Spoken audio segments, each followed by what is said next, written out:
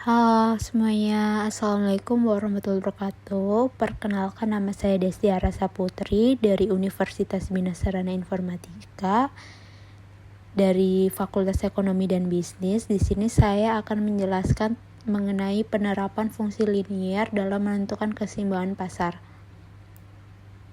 Kenapa materi ini penting? Karena kita semua sebenarnya adalah pelaku ekonomi. Kita terlibat dalam kegiatan jual beli baik sebagai pembeli maupun penjual. Nah, dengan fungsi linier kita bisa memodelkan hubungan antara harga dan jumlah barang dalam permintaan dan penawaran secara matematis. Bahkan menentukan titik keseimbangannya secara tepat. Nah, selanjutnya tujuan dari materi ini adalah agar kita bisa memahami bagaimana fungsi linier digunakan untuk menjelaskan hubungan antara harga dan jumlah barang dalam konteks ekonomi. Kita juga akan belajar mencari titik keseimbangan, membaca grafik, dan memahami situasi pasar. Sebelum masuk ke keseimbangan pasar, mari kita pahami dulu apa itu fungsi linier. Fungsi linier adalah fungsi matematika berbentuk umum Y sama dengan AX plus B yang menggambarkan hubungan antara dua variabel secara lurus. Dalam ekonomi, dua variabel yang sering digunakan adalah harga barang yang dilambangkan dengan P dan jumlah barang yang dilambangkan dengan Q. Contohnya, ketika harga barang naik, biasanya permintaan dari konsumen menurun. Sebaliknya, saat harga naik, produsen akan tertarik untuk menyediakan lebih banyak barang ke pasar. Hubungan inilah yang dimodelkan dalam fungsi permintaan dan penawaran. Nah, selanjutnya, konsep dasar fungsi linier dalam ekonomi yaitu ada dua fungsi utama, fungsi permintaan dan fungsi penawaran. Fungsi permintaan umumnya berbentuk menurun, artinya semakin tinggi harga, maka jumlah barang yang diminta oleh konsumen akan semakin sedikit. Sementara fungsi penawaran biasanya berbentuk menaik, artinya semakin tinggi harga, semakin banyak jumlah barang yang ditawarkan oleh produsen. Selanjutnya, rumus umum. Fungsi permintaan QD sama dengan A min BP, fungsi penawaran QS sama dengan C plus DP. Secara matematis, kita bisa menuliskan fungsi permintaan dan penawaran seperti nilai A, B, C, D menunjukkan titik potong dan kemiringan garis. Fungsi permintaan bersifat negatif terhadap harga, sementara fungsi penawaran bersifat positif. Selanjutnya, titik keseimbangan pasar. Titik keseimbangan pasar adalah kondisi di mana pembeli dan penjual sepakat pada satu harga dan jumlah. Titik ini penting karena mencerminkan keadaan pasar yang stabil. Kita mencarinya dengan menyamakan fungsi permintaan dan penawaran. Selanjutnya, contoh soal. Mari kita coba soal ini. Kita punya dua fungsi, satu untuk permintaan dan satu untuk penawaran. Kita akan cari harga dan jumlah pada titik keseimbangan. Diketahui QD 135 min 4P, QS sama dengan min 25 plus 4P. Pertanyaannya, tentukan titik keseimbangan pasar. 2. Gambarkan kurva permintaan dan penawaran. Selanjutnya, penyelesaian soal.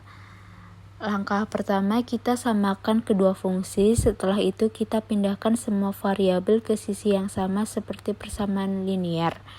135 min 4P sama dengan min 25 plus 4P. 135-nya dipindah ke bawah dan min 25-nya dipindah ke sebelah kiri jadi plus 25. 4P-nya turun ke bawah dan min 4P dipindah sebelah bawah kanan jadinya plus 135 ditambah 25 hasilnya 160, 4P ditambah 4P hasilnya 8P.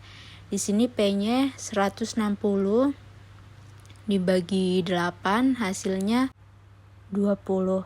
Maka hasil dari harga keseimbangannya yaitu 20.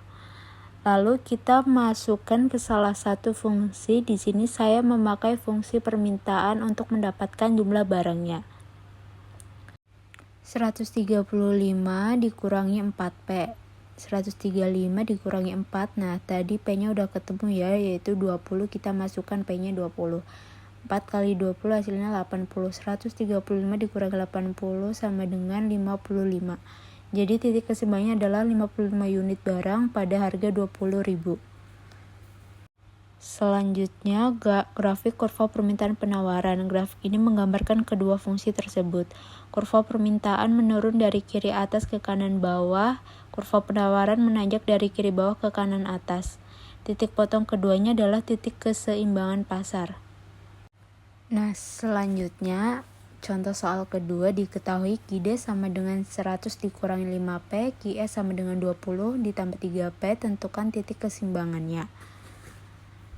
Selanjutnya, penyelesaian soal.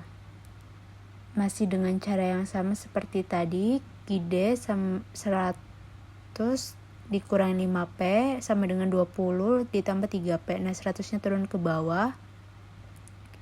20-nya dipindah ke sebelah kiri jadi min 20. 3P-nya turun ke bawah dan min 5-nya dipindah ke kanan jadi plus 5P. 100 dikurangi 20 hasilnya 80. 3P ditambah 5P hasilnya 8P. Nah, di sini kita cari P-nya 80 dibagi 8 hasilnya 10. Nah, ini sudah ketemu hasil dari harga keseimbangannya yaitu 10. Lalu kita masukkan ke salah satu fungsi. Di sini saya masukkan ke fungsi penawaran. 20 plus 3P. 20 ditambah 3, P-nya tadi sudah ketemu 10. Kita masukkan 3 kali 10 hasilnya 30. 20 ditambah 30 hasilnya 50. Jadi titik keseimbangannya adalah 50 unit barang dan harganya 10. Nah, selanjutnya sama seperti tadi, kurva permintaan menurun dari kiri atas ke kanan bawah dan kurva penawaran menanjak dari kiri bawah ke kanan atas. Keduanya berpotongan di titik keseimbangan 50,10 yang menunjukkan harga dan jumlah ideal di pasar berdasarkan model. Nah, selanjutnya contoh soal ketiga diketahui QD sama dengan min 2P plus 70, QS sama dengan 3P min 20. Tentukan harga dan jumlah keseimbangan. Di sini kita masih menggunakan cara yang sama. QD sama dengan QS min 2P ditambah 70 sama dengan 3P dikurangi 20. 70 ditarik ke bawah dan min 20 dipindahkan ke sebelah kiri jadi plus 20. 3P turun ke bawah dan min 2P-nya dipindahkan ke sebelah kanan jadi plus 2P. 70 ditambah 20 hasilnya 90. 3P ditambah 2P hasilnya 5P. Nah, P-nya kita cari 90 dibagi 5, hasil P-nya adalah 18. Dari hasil penyamaan tersebut, kita peroleh harga keseimbangan yaitu 18. Lalu kita cari jumlah barang. Di sini saya coba memakai dua fungsi yaitu fungsi permintaan dan fungsi penawaran. Tujuannya untuk memastikan apakah kedua fungsi tersebut hasilnya sama. Kita coba hitung fungsi permintaan. QD sama dengan min 2P plus 70 min 2P. Nah, kita masukkan P-nya yaitu 18 ditambah 70. Min 2P dikali 18 hasilnya min 36 ditambah 70 hasilnya yaitu 34. Lalu kita ke fungsi penawaran. QS sama dengan 3P dikurangi 20. 3. Nah, ini P-nya dimasukin lagi 18 dikurangi 20. 3 kali 18 hasilnya 54 dikurangi 20 hasilnya 34. Dan ternyata hasilnya sama, artinya jumlah barang yang diminta dan ditawarkan seimbang.